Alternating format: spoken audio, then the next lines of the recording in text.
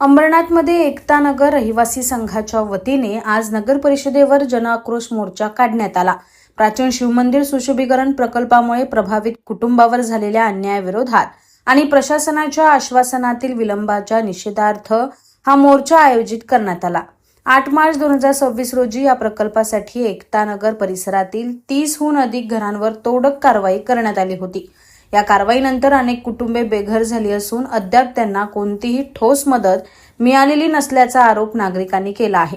मोर्चात मोठ्या संख्येने नागरिक सहभागी झाले होते। आम्हाला न्याय द्या, घर द्या किंवा पर्याय द्या अशा घोषणांनी परिसर दणाणून गेला। नागरिकांनी मुख्याधिकाऱ्यांना आपल्या मागण्या सादर केल्या।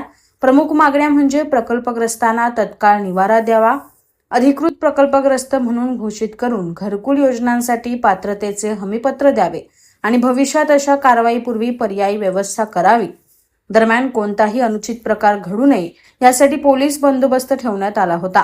मागण्या मान्य न झाल्यास आंदोलन तीव्र करण्याचा इशारा नागरिकांनी दिलाय। एकता नगर रहिवासी संघ यांच्यातर्फे हा मोर्चा होता आणि या मोर्चा दरम्यान आम्ही प्रकाश नगर पासून एकता नगर पासून ते नगरपालिकेपर्यंत आम्ही चालत आलेलो आहोत आणि या मोर्चा संदर्भात आम्हाला जे काही बॉडी होती प्रशासनाची त्यांनी आता इथे येऊन भेट दिली। त्याच्यानंतर आमची वरती मीटिंग झाली आणि त्या मीटिंग मध्ये आम्हाला त्यांनी पत्र दिलेलं आहे।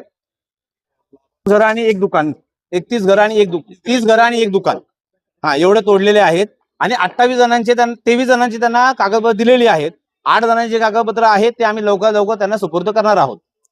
या महिन्याच्या एप्रिल महिन्याच्या होणाऱ्या मीटिंग मध्ये हा विषय बोर्डासमोर त्यांच्या पॅनल समोर मांडणार आहेत, जनरल बॉडी समोर। आणि त्याच्यानंतर त्या मीटिंग मध्ये आमच्या संबंधित असलेले आमची जी लोक आहेत त्यातले 3 ते 4 प्रतिनिधी त्या मीटिंग मध्ये बसणार आहेत। मी पालिकेच्या याच्यावरती खरंच आम्ही समाधानी नाहीये, पण पालिकेला वेटीस धरून काय मिळणार नाहीये। आमचा संघर्ष हा कायम राहणार आहे। जोपर्यंत आमच्या घराचे पत्रे चढत नाहीत तोपर्यंत आमचा संघर्ष चालूच राहील।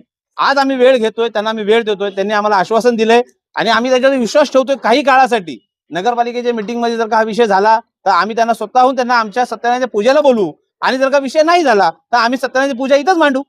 मागच्या महिन्यामध्ये आमची घरं तोडण्यात आली 7 तारखेला। त्याच्यामध्ये आम्ही 3 दिवस उपोषणाला बसलेलो।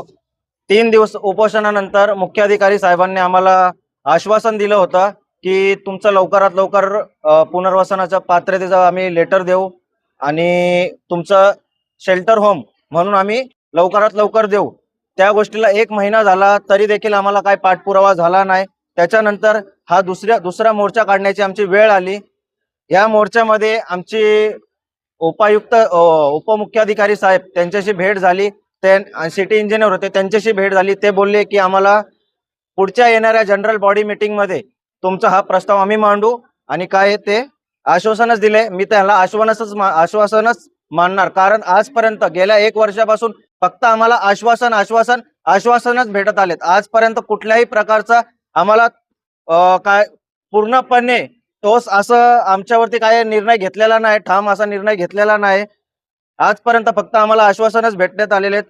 त्याच्यानंतर एक माझी विनंती आहे खासदार साहेबांना की साहेब, तुमच्या लोकसभा क्षेत्रामध्ये ठाण्यापासून अंबरनाथ पर्यंत जेवढे रेल्वेच्या प्रकल्पामध्ये जेवढे घरं बाधित झालेत, लगभग 2000 पर्यंत घरं बाधित झाले असतील। तुम्ही त्यांना ते घरं तुटण्यापूर्वी, अजून पण घरं तुटलेली नाहीत, त्याच्या पूर्वी तुम्ही त्यांना घरं दिली, पण या 31 घरांवरतीच अन्याय का?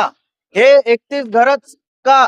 त्यांना अजून पण गेल्या 1 वर्षापासून त्यांचा काय पाठपुरावा कोणती प्रशासन आणि कोणते लोकप्रतिनिधी का नाही करत आहे? मला तर असं वाटतंय साहेब की असा मेसेज तुमच्यापर्यंत अजून पोहोचलेला नाही। या गोष्टीची 31 घरांची कल्पना तुमच्यापर्यंत पोहोचलेली नाही मला असं वाटतं। म्हणून माझी विनंती आहे साहेब, तुम्ही स्वतः या गोष्टीमध्ये लक्ष द्या, तरच आमचा काय न्याय निवाडा निघेल। पालिका प्रशासनाने याकडे जर कोणते जे अपेक्षित दिले जर पूर्ण झालं तुमचं आंदोलन असंच तुम्ही चालू ठेवणार? आमचे 1 महिन्यामध्ये 2 आंदोलन झालेत, याच्या पुढेही कंटिन्यू आणि तीव्र स्वरूपात आम्ही आंदोलन करत राहणार जोपर्यंत आम्हाला न्याय भेटणार नाही तोपर्यंत।